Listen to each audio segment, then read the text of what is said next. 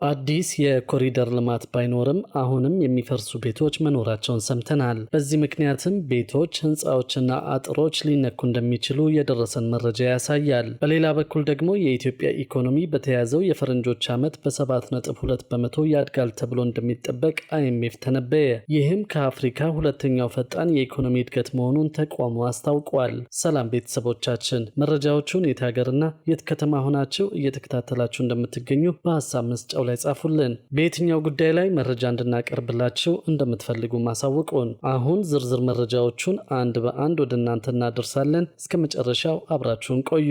የኢትዮጵያ ኢኮኖሚ በተያዘው የፈረንጆች ዓመት በ7.2 በመቶ ያድጋል ተብሎ እንደሚጠበቅ አይኤምኤፍ ተነበየ። ይህ የኢኮኖሚ እድገት ከአፍሪካ ሁለተኛው ፈጣን የኢኮኖሚ እድገት መሆኑን ተቋሙ አስታውቋል። ዓለም አቀፉ የገንዘብ ድርጅት አይኤምኤፍ ለመጠናቀቅ 2 ወራት ብቻ በቀሩት የዘንድሮ የፈረንጆች ዓመት የኢትዮጵያ ኢኮኖሚ በ7.2 በመቶ ያድጋል ተብሎ እንደሚጠበቅ ተነበየ።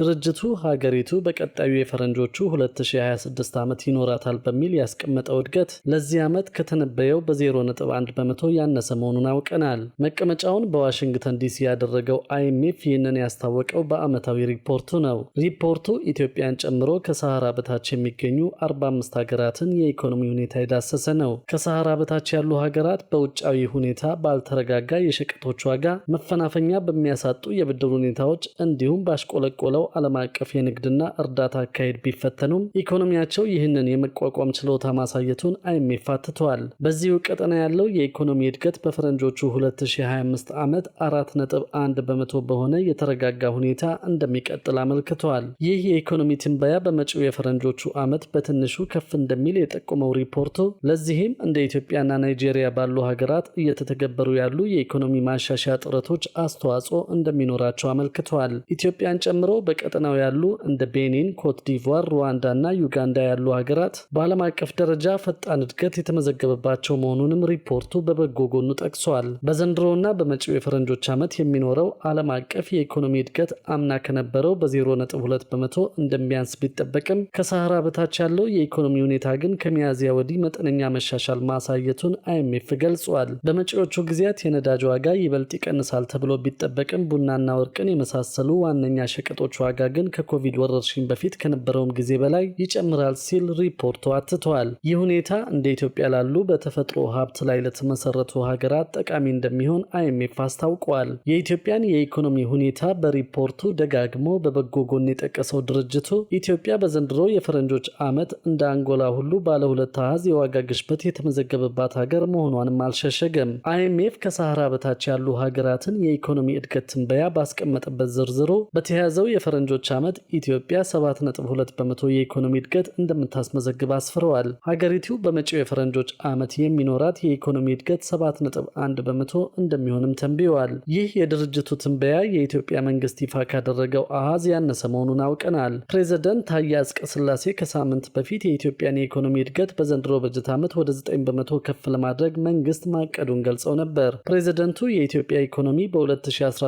በጀት ዓመት 8.8 በመቶ እድገት ማስመዝገቡንም በዚሁ ንግግራቸው ላይ አስታውቀዋል። በሌላ በኩል ደግሞ በአዲስ አበባ ከተማ በዚህ ዓመት የሚጀመር አዲስ የኮሪደር ልማት እንደማይኖር ቢገለጽም ባልተጠናቀቁ የኮሪደር ልማት አካባቢዎች የሚኖሩ አንዳንድ ቤቶች የመፍረስ ዕድል እንዳላቸው አውቀናል። ቤቶቹ የሚገኙት እስካሁን ባልተጠናቀቁት የኮሪደር ልማት አካባቢዎች ላይ መሆኑን ያገኘነው መረጃ ያሳያል። በዚህ ስራ ምክንያትም ቤቶች፣ ህንፃዎችና አጥሮች ሊነኩ እንደሚችሉ ለማወቅ ችለናል።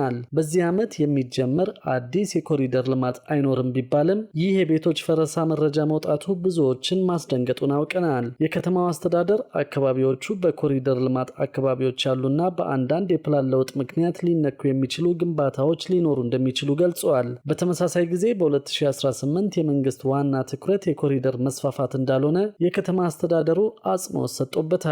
ከንቲባ አዳነች አቤቤ በዘንድሮ ዓመት ቅድሚያ የሚሰጠው የቤት ግንባታና የውሃ አቅርቦት ማሻሻለው ሲሉ በቅርቡ መናገራቸው ይታወሳል። እንደ ከንቲባዋ ገለጻ ከሆነ በዚህ ዓመት ምንም አዲስ የኮሪደር ልማት ስራ አይኖርም። የአዲስ አበባ ከተማን የማደስ፣ የማዘመን፣ የማጽዳት እንዲሁም መሰረተ ልማቶችን ለህዝብ ተደራሽ የማድረግ ስራ ለሁሉም አካባቢዎች እንደሚያስፈልግ ማስገንዘባቸው ይታወሳል። የተጀመሩት ስራዎችና የተገኙት ውጤቶች ከከተማዋ ስፋት አንጻር ገና መሆኑን ጠቅሰው ከዚህ በላይም መስራት ይገባናል ብለዋል። ነገር ግን ተመሳሳይ ስራዎች ሲሰሩ እቅድና ዝግጅት እንደሚያስፈልግ ተናግረዋል። እንደምታውቁት ቤት ያስፈልጋል፣ ለመሰረተ ልማቶቹ የበጀት ዝግጅት ያስፈልጋል፣ በጀታችን ላይ ቅደም ተከተል ማስያዝ ያስፈልገናል ሲሉ ከንቲባዋ ተናግረዋል። የአዲስ አበባ ከተማ አስተዳደር የ2018 ዓ.ም ትልቁ ትኩረት የቤት ግንባታና የውሃ አቅርቦት መሆኑን ያመለከቱት ከንቲባዋ ለዚህም የሚሆን በጀት የከተማይቱ ምክር ቤት ባለፈው መደበኛ ጉባኤ ማጽደቁን አስታውሰዋል። የአዲስ አበባ ከተማ ምክር ቤት ባለፈው ሐምሌ ወር መጀመሪያ ላይ ባደረገው መደበኛ ጉባኤ ያጸደቀው በጀት 350.1 ቢሊዮን ብር እንደነበር ይታወሳል። ከዘንድሮ የአዲስ አበባ በጀት ውስጥ ለቤቶች ልማት ዘርፍ የተመደበው 24.6 ቢሊዮን ብር ነው። ጠቅላይ ሚኒስትር አብይ አህመድ በቅርቡ መንግስት 1.5 ሚሊዮን ቤቶችን ለመገንባት ማቀዱን ማሳወቃቸው ይታወሳል። ሆኖም ሁለተኛው የኮሪደር ልማት እስኪጠናቀቅ ድረስ ሊፈርሱ የሚችሉ መኖሪያ ቤቶች መኖራቸውን የታወቀው ይፈርሳሉ የተባሉት ቤቶች ጥቂት መሆናቸውንና በተቻለ መጠን አዳዲስ የቤቶች ፈረሳ እንዳይኖር እንደሚሰራም ተገልጿል። ነዋሪዎች ግን በሌሎች አካባቢዎች የተነሱ ነዋሪዎች በቂ ካሳና ምትክ መሬት ሳያገኙ ይህ መረጃ መውጣቱ ተገቢ ያለመሆኑን ጠቅሰው ተችተዋል። በኮሪደር ልማቱ ምክንያት በርካታ ነዋሪዎች ተፈናቅለዋል በሚል የአሜሪካ መንግስትና አምነስቲ ኢንተርናሽናል መተቸታቸው ይታወሳል። በሌላ በኩል ደግሞ ከመኪና ታርጋ ጋር በተያያዘ ተጨማሪ አዳዲስ አሰራሮች እንደሚኖሩ ይፋ ተደርገዋል። ባለመኪናዎች ጥፋት ሲያጠፉም ታርጋቸው እንደማይፈታ መታወቅ አለበት ተብለዋል። የትራንስፖርትና ሎጂስቲክስ ሚኒስቴር በአገር አቀፍ ደረጃ ነባሩን የመኪና መለያ ሰሌዳ ቁጥር በአዲስ የመተካት ስራ ለእያንዳንዱ ተሽከርካሪ የራሱ መለያና ስቲከር በመስጠት ህገወጥ የመኪና ሰሌዳ ቅየራን ለማስቀረት እንደሚረዳ ገለጸ። የተቋሙ ሚኒስትር ዶክተር አለሙ ስሜ ያረጁ መኪናዎች ለጨረታ ሲወጡ ብዙዎች ተሻምተው ገዝተው ያለ ጉምሩክ እውቅና በህገወጥ አዲስ ታርጋ የሚቀይሩበት ሁኔታ መስተዋሉን ገልጸዋል። በመሆኑም በአዲሱ የተሽከርካሪ መለያ ሰሌዳ መሰረት ለተሽከርካሪዎች የሚሰጠው ታርጋ በፍጹም እንዳይፈታ የሚያደርግ ነው ብለዋል። ከተፈታ እንኳን ከተሽከርካሪው በሚለጠፍ ስቲከር አማካኝነት በመፈተሽ ህገወጥ የተሽከርካሪ ሰሌዳ ቅየራን ለማስቀረት እንደሚቻል ገልጸዋል። ጥፋት ሲፈጸም ሰሌዳ ይፈታል የሚል ህግ የለም ሲሉ ሚኒስትሩ አክለዋል።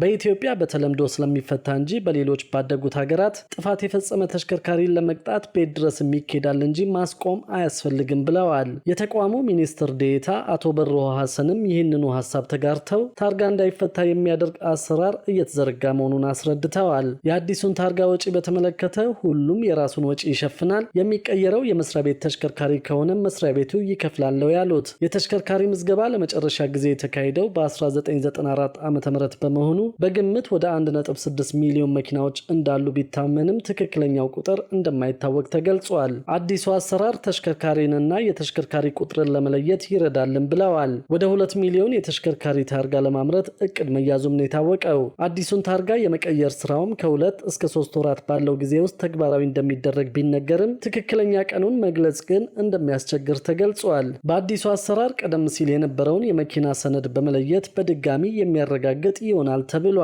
ለመኪናዎች የክልል መለያ መስጠቱ ለአድሏዊ አሰራር ሲዳርግ መቆየቱ የተገለጸ ሲሆን በአዲሱ አሰራር ግን ኢቲ በሚል ኮድ ብቻ ስለሚሰጥ ችግሩን ይቀርፋል ተብሏል። ነባሩን የተሽከርካሪ መለያ ሰሌዳ ቁጥር በአዲስ መልኩ መተካት ካስፈለገባቸው ምክንያቶች መካከል የተሽከርካሪ ሰሌዳ አመራረትና አሰረጫጨት ላይ ያለው ክፍተት፣ የሀብት ብክነትና ህገወጥ የታርጋ ቅየራን ማስቀረትና የመኪናዎችን ብዛት ለማወቅ ማስቻል ተጠቃሽ መሆናቸው ታውቋል። በሌላ በኩል ደግሞ የወጪ መጋራት ተጠቃሚ የነበሩ ሰራተኞች ቀጣሪዎቻቸው ክፍያውን እየፈጸሙ ስለመሆኑ ማረጋገጥ እንደሚጠበቅባቸው ተገለጸ።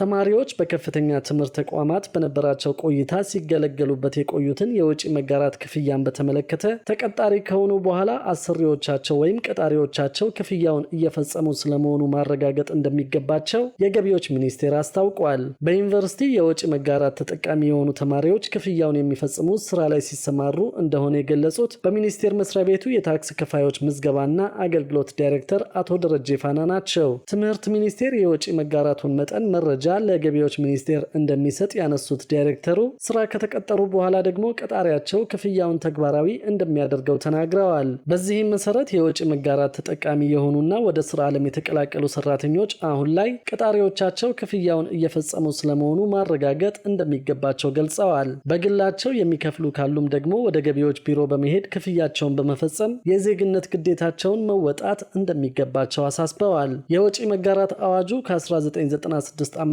ጀምሮ በስራ ላይ እንደሚገኝ ያነሱት ዳይሬክተሩ ከዚህ ቀደም ይህንን ተቀናጅቶ ከማስፈጸም አንጻር የነበሩ ክፍተቶችን ለማስተካከል በስፋት እየተሰራበት እንደሚገኝ ገልጸዋል። በመሆኑም ከሰራተኞች በተጨማሪ ቀጣሪዎችም በሕግ የተጣለባቸውን ኃላፊነት እንዲወጡ ለማድረግ እንደሚሰራበት አክለዋል።